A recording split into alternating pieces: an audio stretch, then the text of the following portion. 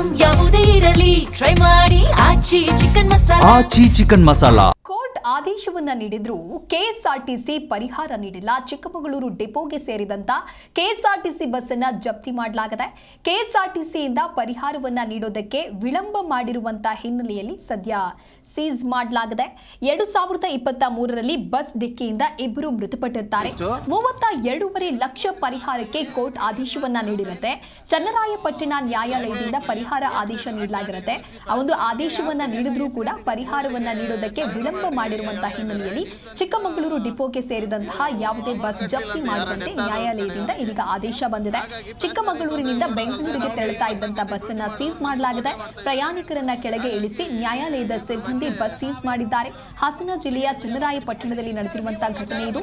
ನಡು ರಸ್ತೆಯಲ್ಲಿ ಬಸ್ ಜಪ್ತಿ ಮಾಡಿದ್ದಕ್ಕೆ ಪ್ರಯಾಣಿಕರು ತಮ್ಮ ಆಕ್ರೋಶವನ್ನ ವ್ಯಕ್ತಪಡಿಸಿದ್ದಾರೆ.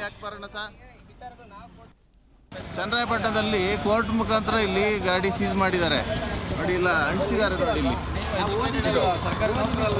ನೋಡಿ ಇವರು ಸೀಸ್ ಮಾಡಿರೋರು. ಇನ್ನೊಬ್ರು ಯಾರು ನೀವು ಅಟ್ಲೀಸ್ಟ್ ಏನಕ್ಕೆ ಅಂತ ಗೊತ್ತಿಲ್ಲ.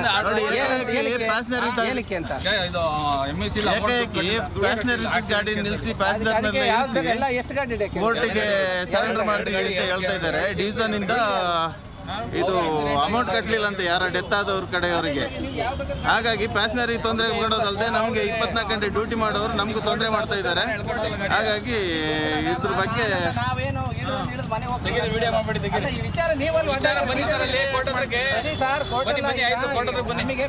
ಕೋರ್ಟ್ ಹತ್ರ ನಾವ್ ಯಾಕೆ ಬರೋಣ ಸರ್? ಕೋರ್ಟ್ ಹತ್ರ ನಾವ್ ಯಾಕೆ ಬರೋಣ? ನೀವು ಏಕಾಏಕಿ ಪೊಲೀಸ್ ಕರ್ಕೊಂಡು ಬಂದು ಸೀಸ್ ಮಾಡ್ಬೇಕನ್ರಿ. ಪೊಲೀಸ್ ಕರ್ಕೊಂಡ್ ಬರ್ಬೇಕು ನೀವು. ಚನ್ನರಾಯಪಟ್ಟಣದಲ್ಲಿ ಕೋರ್ಟ್ ಮುಖಾಂತರ ಇಲ್ಲಿ ಗಾಡಿ ಸೀಸ್ ಮಾಡಿದ್ದಾರೆ. ನೋಡಿ ಇಲ್ಲ ಅಂಟಿಸಿದ್ದಾರೆ. ನೋಡಿ ಇಲ್ಲಿ